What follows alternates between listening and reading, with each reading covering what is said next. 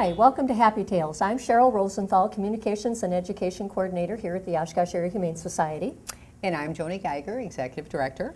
And today, Joni, our show is going to be about abuse and neglect. We're going to talk about the abuse and neglect cases that we see here at the Oshkosh Area Humane Society and the overwhelming number of cases that we've seen in just this past year, so that people get an idea as to what they can do to report animal abuse and neglect and how we deal with it here at the Oshkosh Area Humane Society. Right, yeah. And I think it's also another opportunity for us to educate the general public about some of the things maybe that they can do to report abuse, how they manage this, because it's always kind of tricky. And so sometimes people just are unsure of what to do. Right. Well, and I think in this day and age, a lot of times people, they may be afraid to get involved, but they have to understand that if they don't speak up for the animal, who's going to? Yeah, we're their voice. There's no question. They need to do something about that. And oftentimes when you have abuse and neglect cases, it can involve more than just the animal. Oftentimes it can involve other members of the family. So by reporting it and being vigilant and being aware of what's around you, that's the only way we're going to be able to put an end to that. Right. So it's important to for people to know that it's everywhere. And And I think you and I both know that sometimes when we see neglected animals coming into the Humane Society, sometimes it's unintentional. And it's unintentional, meaning that maybe the person just maybe didn't know any better. Sure. Maybe you can expand on well, that. sure. And very often, Cheryl, it's through ignorance. People don't know any better, or they don't know how to meet the needs of an animal. And so, I mean, there's all kinds of levels of abuse. And obviously, the very worst kind is intentional abuse. In other words, someone is intentionally trying to hurt an animal to just do that, to control some power, because it is about power. It may be through a domestic situation. We'll talk a little bit about that. But for now, we're just going to talk about what we see here at the shelter. And then, of course, we see people who bring in animals that haven't seen a veterinarian for a particular issue. We see a lot of stray animals that come in that have a lot of issues as far as like broken bones that were left untreated, not healed, those kinds of things. And so we have, we should tell our viewers, obviously, that we are going to show some pictures and that are going to be relatively graphic, and people need to know that up front, because we're not trying to shock people. We're really not trying to do that. Well, I think it's important, you know, these are things that we see almost on a daily basis. And I think unless, you know, it's easy to turn away if you don't see it. And I think sometimes we have to look at something and go, oh my gosh, I didn't realize it was that horrific. I mean, it happens every day, you know. Everywhere. Everywhere. It truly does. And Oshkosh, Wisconsin, Winnebago County is not immune. Right, exactly. Joni, I have a question, and I'm thinking that maybe our viewers would too. For me, there's a real fine line between neglect and abuse. How do you define those two? Well, and I think that, you know, you can look at from a perspective of the laws, because neglect and abuse are separate. But for us, very often neglect becomes abuse. And because if people neglect their animals long enough, it is abusive. And so that's really kind of a fine line for people. And my perspective of what maybe neglect is and maybe yours are two different things, but the law, unfortunately, is fuzzy in these areas. It's open to interpretation, and so we're going to talk about how laws need to be changed. The fact is that animals in the state of Wisconsin are considered property, and as long as they're considered property, and not a living, being, feeling thing, a lot of times the laws don't address that. So it can be as, you know, people can hurt an animal and it can be as simple as a fine. Because it's my property, and I have the right to do anything I want to my property. Right. Well, not everything, but yeah, there are a lot of, I mean, there's a lot of wiggle room in some of these issues. And so what we would consider just abhorrent abuse really isn't necessarily recognized by the state of Wisconsin in the laws. So the laws have to change. So people need to understand that in order for us to address that you know, Wisconsin's better than a lot of states, but we still need. We have room we've for got improvement. a lot of ways lot of to room go. for improvement. Yeah. And I know that even here in our area, there are different laws or different rules for, like, when dogs are kept outside. There's summer rules and winter rules. Right. And all of those play a part in what is neglect and what is Sure, abuse. So, sure. so it's really a broad thing, probably more than what we can totally cover here in our time. Yeah. Just to have people get a basic Sure. grasp of, Sure. of what we see here at the shelter. Yeah, absolutely. And like we talked about, Cheryl, we see this kind of sort of on a daily basis. And it's you know, you never get used to it because you're just like shocked that Right. you know Somebody that, could do that that to an someone could do animal. that to an animal, and so you struggle with it a lot, you know, and we're here to help them. And obviously, you know, and of course always the executive director looking at budgeting reasons. That's where a lot of our money goes, is for the care of these animals, and that's where it should go. You know, that's our job. You know, Right. we're here to take Right. care of animals. So, so I'll just mention that really, really quickly. But I think that let's talk about the connection, Cheryl, between intentional abuse and human violence.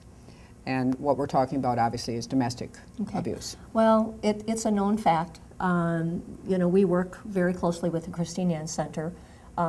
It's been proven that someone in an abusive situation, I'm going to give you a scenario here.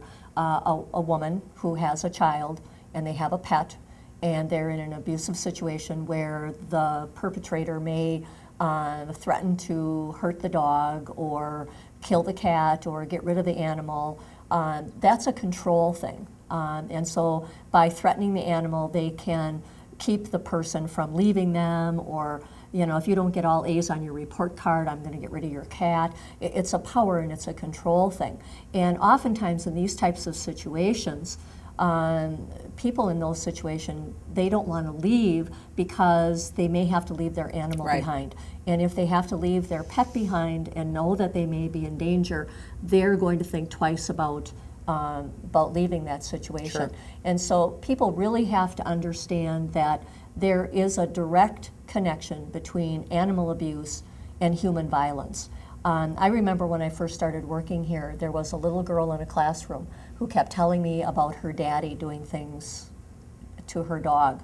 And it was so important to report that to someone, to have somebody, you know, that would be able to maybe investigate that further, because in my mind's eye, it was, okay, if he's hitting the dog or kicking the dog or throwing the dog across the room or whatever, what might this person do if his temper gets violent enough? What is he going to do to that child or to the spouse? Well, and so it's so important that if anybody even suspects that something inappropriate is going on, they really need to report that to the officials. Right. And I know in OPD, or Oshkosh Police Department, does have a section when they respond to a domestic abuse situation. There is a section in their report where they ask, you know, the person, you know, do you have a pet? Have you seen, you know, anybody harm the pet in the household?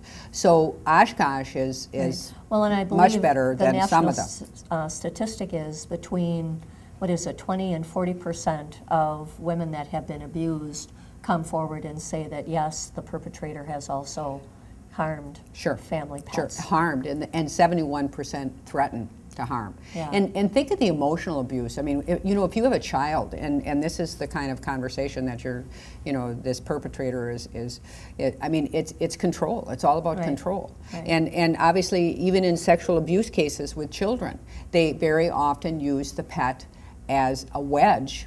You know, if you tell, I'm going to kill your dog, I'm going to kill your cat, I'm going to, you know, so there's, I mean, it's just huge. Yeah. And you don't even have to say that you're going to kill them. I'm going to give them away, or I'm going to let them. Absolutely. I'm going to let them run away, or, you know, something negative that would, you know, I'll tell you, it would make me sit up and take notice. If somebody threatened my dogs. And we're talking kids, and that's really, children. you know, that's just really tough. So that's very, very hard to do. So, and there is no question that animals are the first victim. Right. They are the first victim in these types of domestic situations, and very often the perpetrator moves on to people. Right. And so I think people have to recognize that, you know, it's not an isolated incident. I mean, if you see an animal abused in a home, in a family environment, it is very possible, but that isn't the only thing being abused, obviously, in that environment. Right. So, well, what do you think if we take a little break here and we actually bring in some of the animals and talk about the types of abuse and neglect that we see here at the shelter? Right. I think that's a great give idea. people some firsthand information. Sure. Let's do it. Well, Joni, this is Pooh Bear, and Pooh Bear was transferred into us from another location. As you can see, he is extremely thin. Right. He weighs 47 pounds. A dog his size probably should weigh between 75 and 80 pounds. And, you know, everybody's first inclination with this would be that, you know, just let him eat as much as he wants, as thin as he is. But that isn't a good thing to do. No, it is not. And why is that? The reason is obviously he has not eaten for a long time.